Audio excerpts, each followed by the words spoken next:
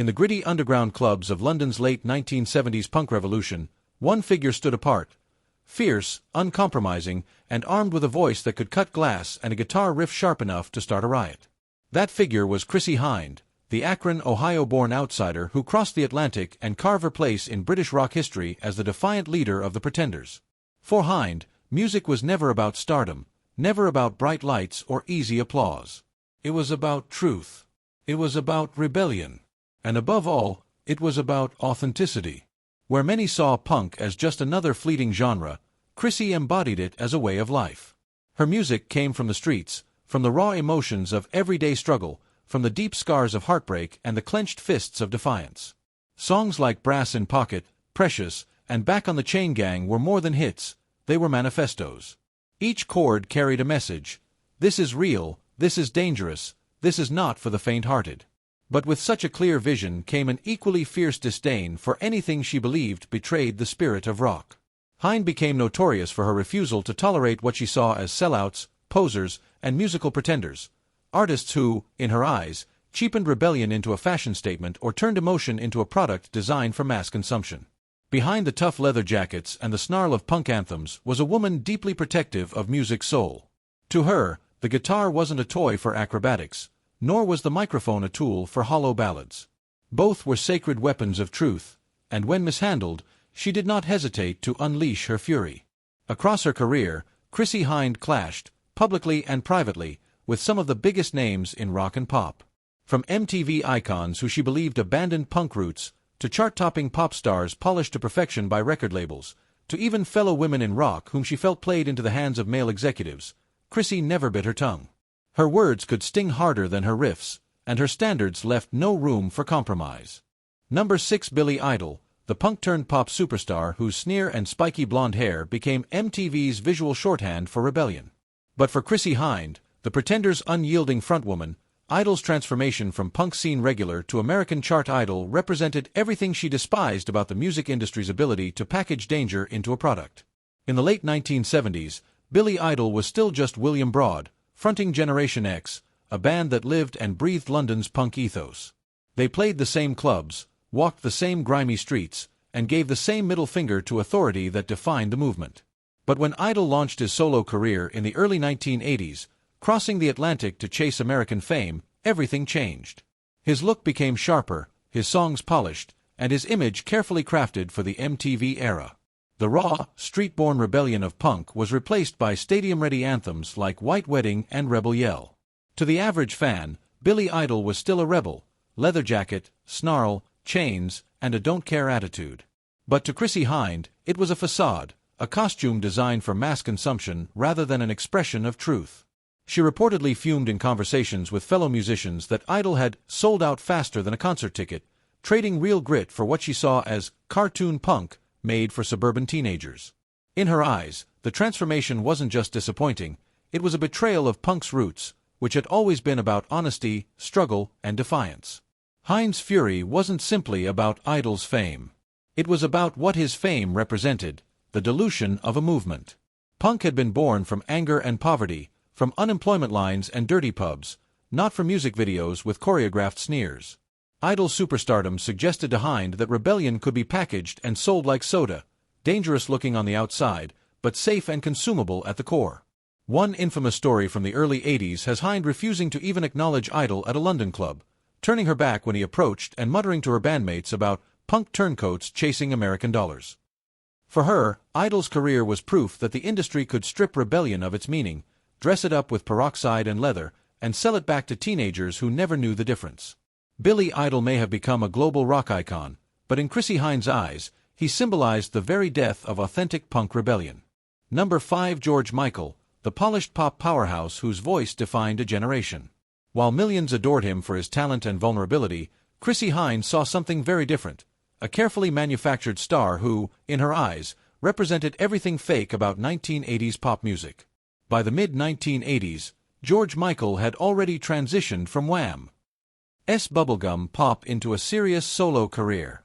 Songs like Faith and Careless Whisper weren't just chart toppers, they became cultural moments, played in homes, radios, and arenas worldwide. For many, George symbolized sophistication and emotional depth. But to Chrissie Hynde, his rise to superstardom felt less like artistry and more like marketing genius at work. According to accounts from the London punk scene, Hynde often vented about Michael's image-driven career, reportedly saying that his music was focus-grouped emotion, songs that sounded heartfelt but were, in her view, engineered to appeal to teenage girls and housewives. She wasn't blind to his talent, she acknowledged he could sing, but what infuriated her was the packaging. Punk, to Hynde, was about scars, sweat, and raw truths. Pop ballads about faith and freedom, crafted for maximum sales, felt like emotional manipulation rather than authentic expression. In punk circles, George Michael's transformation was often held up as proof of how the industry rewarded style over substance. While Hynde poured her lived experiences, heartbreak, loss, political anger, into the Pretenders songs, George's image seemed to her like it had been sculpted in a corporate boardroom. Every lyric, every photo shoot, every video was designed to sell not just a song but a lifestyle. The divide between them came to a head in anecdotes from British award ceremonies, where Hynde reportedly avoided Michael altogether, dismissing conversations about his artistic evolution. To her, there was nothing revolutionary about turning pain into polished ballads that could be played on soft rock radio without offending anyone. And yet, Hynde's contempt revealed more about her own fierce commitment to authenticity than it did about Michael himself. She wasn't attacking him as a person, but as a symbol of an era where rebellion was increasingly replaced by marketing strategies.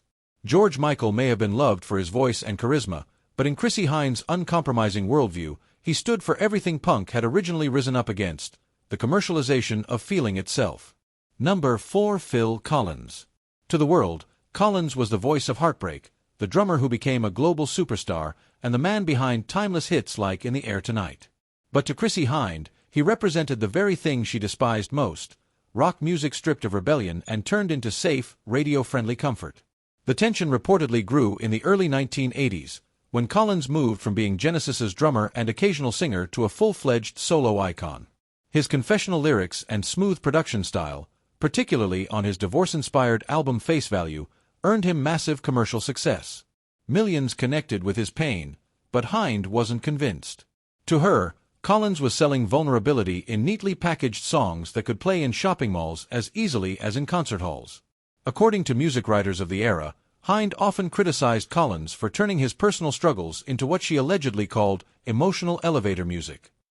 In her mind, punk had been born to smash boundaries, to shake people awake. Collins, by contrast, seemed to her to take raw pain and polish it until it was palatable for middle-aged Americans on their morning commute. His famous gated drum sound, groundbreaking as it was, only added to her belief that his music was overproduced rather than lived in. One story that circulated among musicians described a charity concert in the mid-1980s where Hynde allegedly refused to share a bill with Collins, calling his music therapy sessions turned into pop songs. For someone like Hynde, who bled her life into every Pretenders track, the idea of heartbreak becoming a corporate empire was offensive. Yet, Collins's success was undeniable. While Hynde battled to keep punk's edge sharp and raw, Phil was climbing charts worldwide, proving that audiences craved exactly what she rejected: safe, confessional, accessible music. This contrast made Collins, in her eyes, a symbol of everything that diluted rock's danger. Still, it's worth noting that Collins's sincerity wasn't fake. His pain was real, and fans felt it deeply. But for Chrissie Hynde, it was never about whether the pain was true. It was about how it was presented. And in her uncompromising worldview, turning rebellion and heartbreak into background music for the masses was the gravest sin of all. Number 3. Rick Springfield, the soap opera star turned pop-rock idol. For many in the early 1980s, Springfield was the ultimate heartthrob. With his role on General Hospital and his chart-topping single Jessie's Girl, he became a household name almost overnight. But for Chrissie Hynde, Springfield symbolized the dangerous marriage of television fame and rock credibility, and she wasn't buying it. The tension reportedly surfaced around 1981, when Jessie's Girl catapulted Springfield into global stardom. Suddenly, a man better known for acting was winning Grammys and selling out arenas. To Hynde, who had clawed her way through the gritty London punk scene, this kind of crossover success felt like cheating. According to Rolling Stone correspondent Kurt Loder, Hynde once snapped at fellow musicians in New York, saying, "Rick thinks starring on a soap opera qualifies him to front rock and roll. His whole career is built on teenage fantasies, not real sweat or street struggle."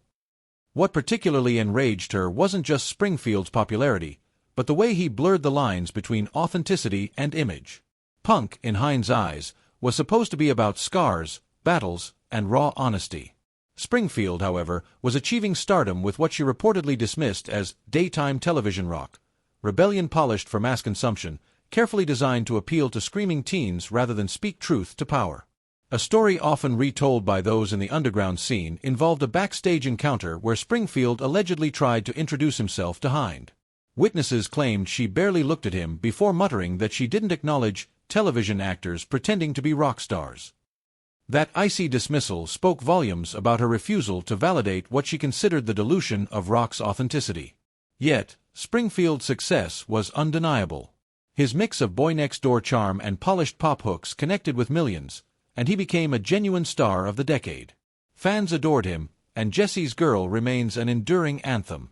But for Hynde, his rise was proof of how the music industry could transform image into currency, while real, raw voices like hers had to fight tooth and nail for recognition. To her, Springfield represented the ultimate betrayal of rock's core principles. It wasn't about rebellion, it was about marketability.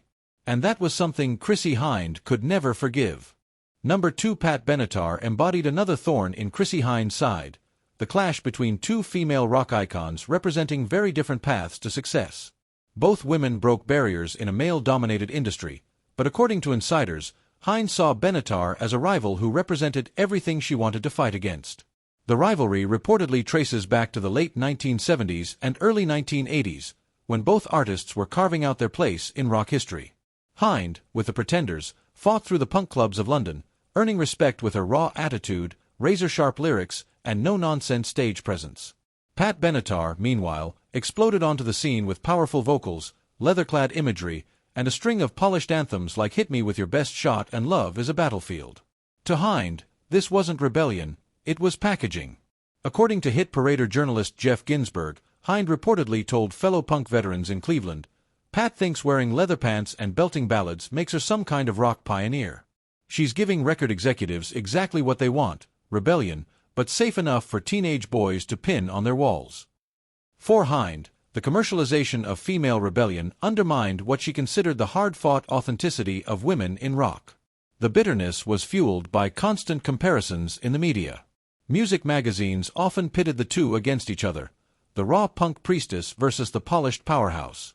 Industry insiders claim Hynde grew increasingly frustrated that Benatar received mainstream recognition and awards, while Hynde herself was often dismissed as too abrasive, too confrontational, or too punk for wide acceptance.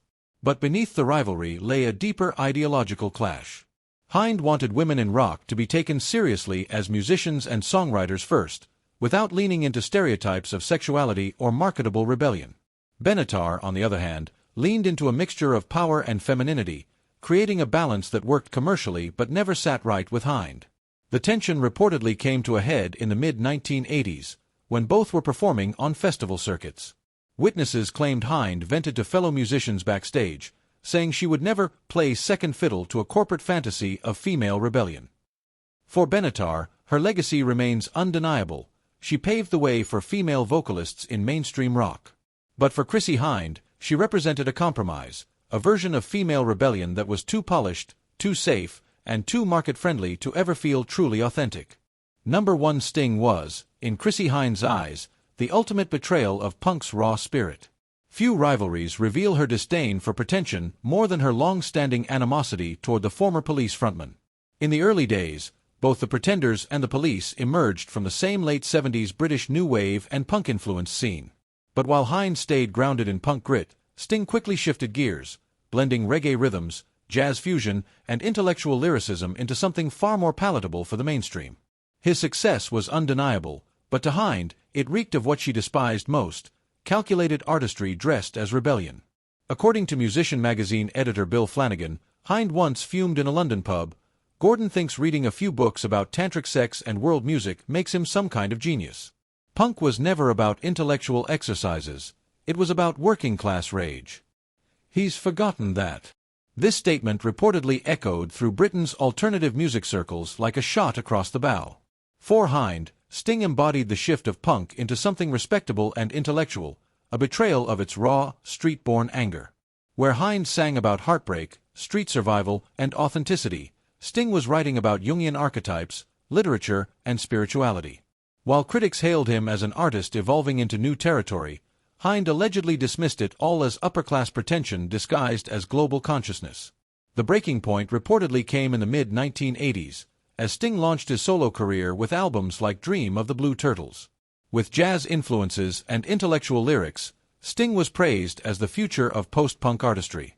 Hynde, however, saw it as a fraud. Industry veterans claim she became obsessed with pointing out his inauthenticity, allegedly telling close allies, "The difference between Sting and real artists is that we never abandoned our roots." He sold out the moment people started calling him sophisticated. The feud allegedly reached a climax at a 1987 Music Industry Awards ceremony, where witnesses claimed Sting dismissed punk rock as primitive music for angry kids. Hynde, never one to hold back, reportedly declared him the biggest betrayal of punk principles in British music history. For Hynde, Sting wasn't just a rival. He was the poster child for everything she believed punk had stood against: pretension, commercialization, and intellectual posturing.